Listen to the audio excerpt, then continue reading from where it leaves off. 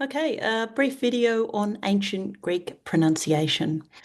Firstly, this is mostly for interest's sake, and I recommend that we, being an English-speaking production, use the conventional English names rather than the Greek ones.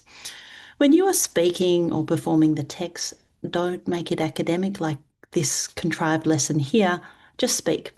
My hope is that in providing you with some of the ancient Greek sounds, it may somehow inform your sense of the word when you pronounce it and make it your own. If you'll permit me a little introduction, Antigone is an ancient Greek play, but it is also part of a tradition that has gathered centuries of interpretation well beyond the 5th century BCE, when it was written and performed. As such, it now belongs to many post-ancient Greek traditions. There are many interpretations of the play. Incidentally, Jacques Lacan, I would argue, offers not so much an interpretation of the play, but rather he uses Antigone to illustrate a thesis about desire. There is a subtle but important distinction, I think, between an interpretation and an illustration. At the most extreme argument for one's own interpretation of a play, a person like Nietzsche, for example, might declare that they know the ancient Greeks better than even the ancient Greeks know themselves. But back to the matter of pronunciation. Secondly, the matter of Greek pronunciation is a contentious one. In Greece today, Greek students are taught to simply use the modern Greek pronunciation when they study Antigone. Greek scholars, i.e. Greek citizens of ancient Greek texts, will argue just use the modern Greek pronunciation. It's easier, we don't want to confuse people, and the reconstructed ancient Greek is guesswork. It seems a little hubristic to be an Australian, someone from the New World, going over to the ancient world and suggesting that they should be pronouncing it differently to how they seem to. And so it's with some trepidation that I say this. However, the reconstruction of the ancient Greek language, how it sounds, how the letters are pronounced, and how it is pronounced in metrical scansion is not just guesswork, and there is a lot of scholarship behind it. There is also one incredible man, Ioannis Strachatis, who has pioneered the way in the reconstruction of the language based on his own performance of the texts. He brings them phonetically to life again. And in doing so, he realizes what is possible and what is not. You can hear some of his work on YouTube if you look at the site Podium Arts. There are a lot of groups around the world reading texts in reconstructed Attic Greek pronunciation. There is variation in the pronunciation from one reader to the next for many and varied reasons. So here, with respect to the names mentioned in Antigone, it is one little Australian's attempt to pronounce person and place in reconstructed ancient Greek. Please just use the English when you are actually reading or acting, but if anything that comes out of this video helps ease your sense of pronunciation for a particular word, please feel welcome to use it. And I've probably, almost certainly, missed some person and place names. So if I have, let me know, and I will look up the ancient Greek and try to work out how it was pronounced. A few basic rules. The ancient or Attic Greek pronunciation has long vowels and lots of them. This is one area that is quite different to modern Greek. They also have stress syllables different to the length of the vowel. And it's not as simple as I'm about to tell you, but I'll try. For example, the E sounds in the word ismene are both long. They are etas and not epsilons in that word. It would never be pronounced as ismene or ismene. The stress does not go on the last syllable, but rather, although both sounds are long, the stress is likely to go on the penultimate syllable, which is ismene. Both E sounds are long. The stress is not on the last syllable. Now, when I say most likely to go on the penultimate syllable, this changes with a metrical scansion. So, for example, if the text is in a dactylic meter, long, short, short, then the stresses in any given noun will change according to the meter. There are some general rules, and where I'm suggesting the stress goes is I don't know, for a standalone word in the nominative case, for example. Ancient Greek, unlike English, is a case-based language, meaning that a given noun generally sounds and looks different depending on the meaning it is taking in the sentence. Whether it is the one doing the action, the recipient of the action, the owner of something, or the place people are going towards or away from, or the one being addressed. Now, a disclaimer, while I have some knowledge of ancient Greek, it is knowledge from mostly Australian universities at a time when the subject was in decline. I've done some language pronunciation videos since then, and I've travelled to Greece. It didn't really help. I also have no training in phonetics, and I generally have a pretty bad ear. So if you have a better ear or conflicting knowledge, please feel very welcome to disabuse us all of my offering below. On with the pronunciation. Antigone in ancient Greek is Antigone, Antigone, a name meaning against offspring. Oedipus, her father, in ancient Greek is Oedipus, Oedipus, meaning swollen foot, pus meaning foot, oidi, coming from, I can't quite remember it now, a word meaning swollen, or possibly there are alternative readings of Oedipus's name, but you would have to read my article in the last edition of Lacunae for more information about that thesis. Which was put forward by myself and Professor Alan Summerstein via some correspondence with him a few years ago. Zeus is Zeus. Zeus. Now, a noun changes the way it basically changes in the declension, and this is an irregular declension. So Zeus in the nominative and actually dia in the accusative. Argos, place name is Argos. It's an area in the Peloponnesian region of Greece, and I think one of the oldest cities or one of the oldest continually inhabited cities in the world. It's possible that this is also related to an adjective meaning bright and shiny. Now, Argos is possibly also the name of the most memorable dog in literature, albeit one that stars for not more than a line or so.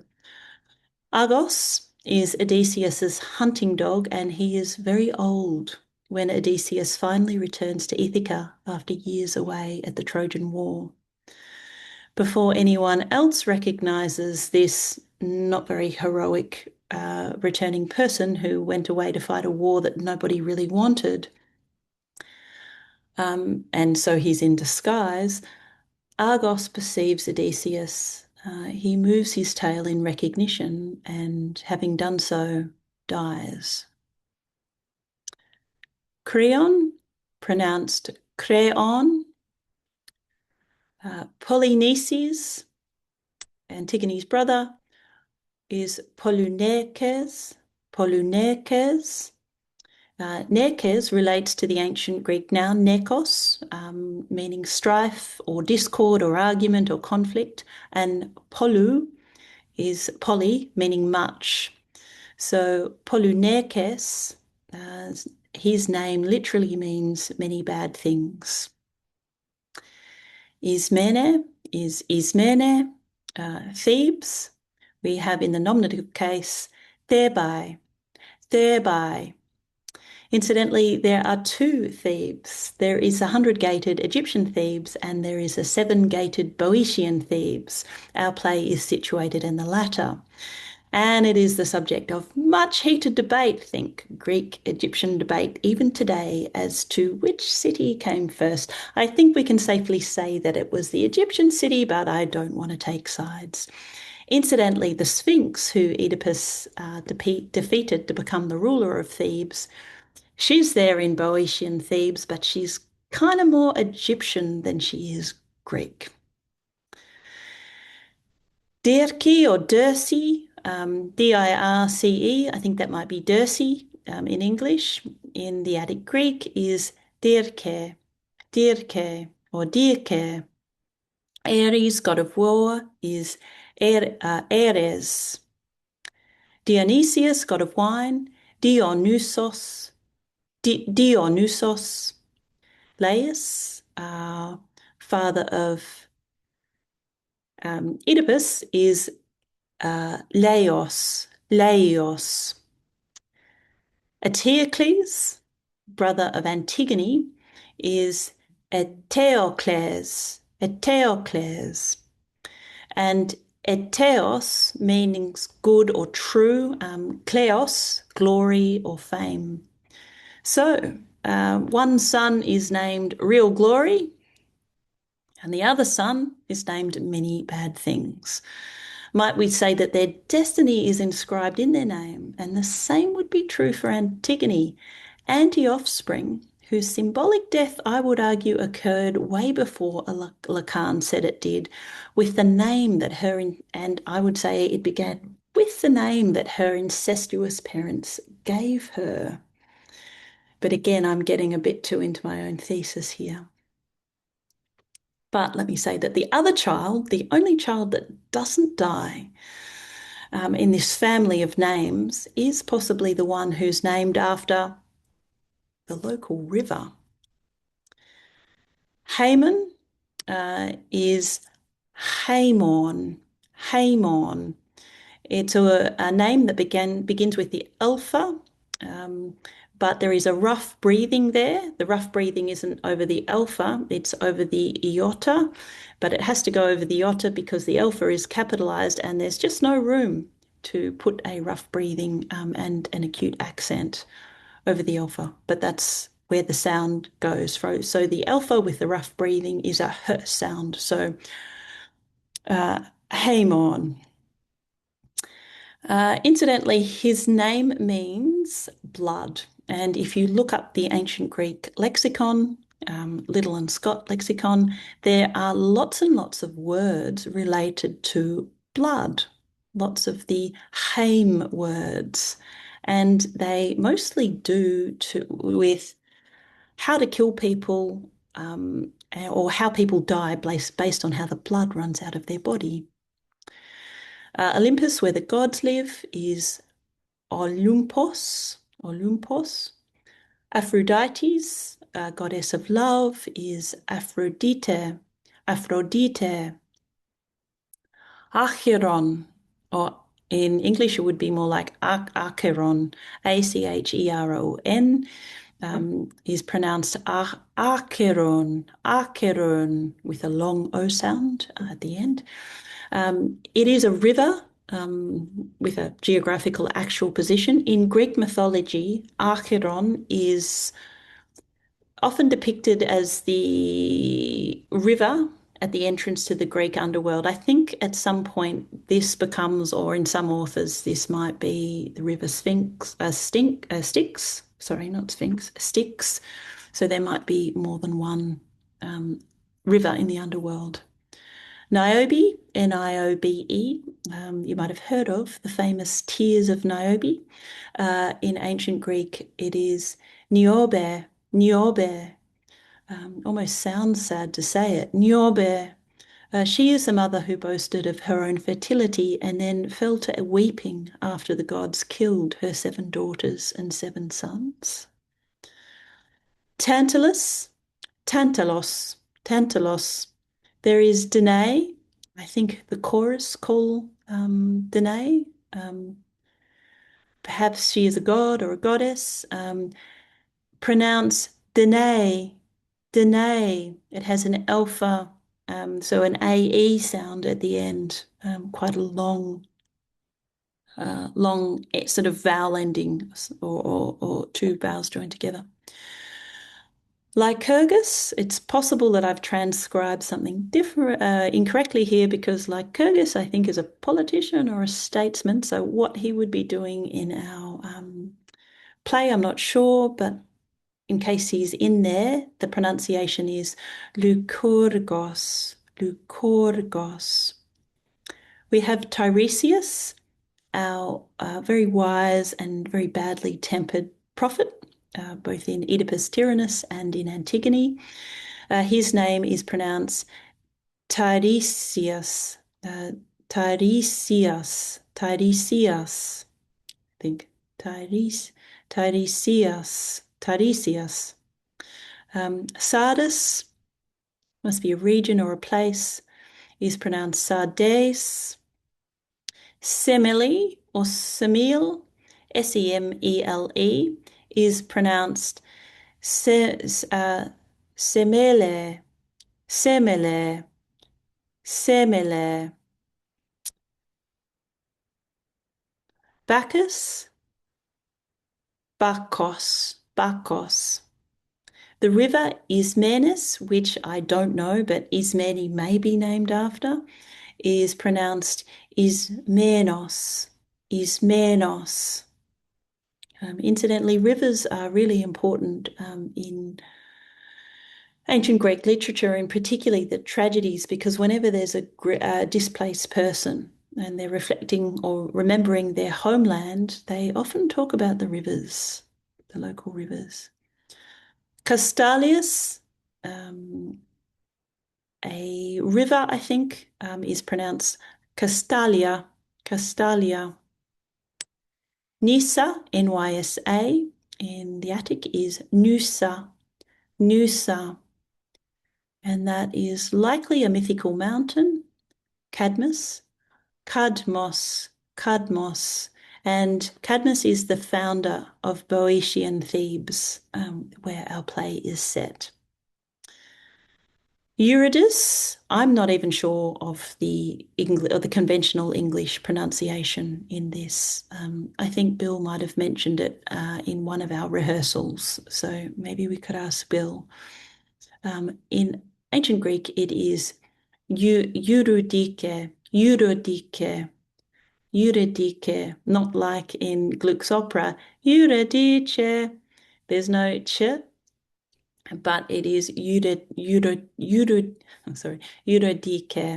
and it's an incredible name because her name includes dike, dike, a very important word in ancient Greek meaning justice or trial. Incidentally, the same word in modern Greek sounds something like, to my my English accustomed ears, it sounds like dicky, dicky. Because, of course, the pronunciation has changed throughout the ages. There's also, in between Attic, I think there might be Hellenic, or there might be Attic, then there might be Classical Greek, which is sort of more sort of what the biblical is. Before that, there's Homeric Greek. Then you move on to Koine, and all of that comes before the modern Greek pronunciation. So I think it's almost inevitable that there's going to be changes in pronunciation throughout all of those, all that time and all those eras. Hecate or Hecate is Hecate, Hecate, and she is a goddess. I don't know much about her. She's often something to do with crossroads. And finally, we have Megarias. I think it is in the English. In the Greek, it is Megarias.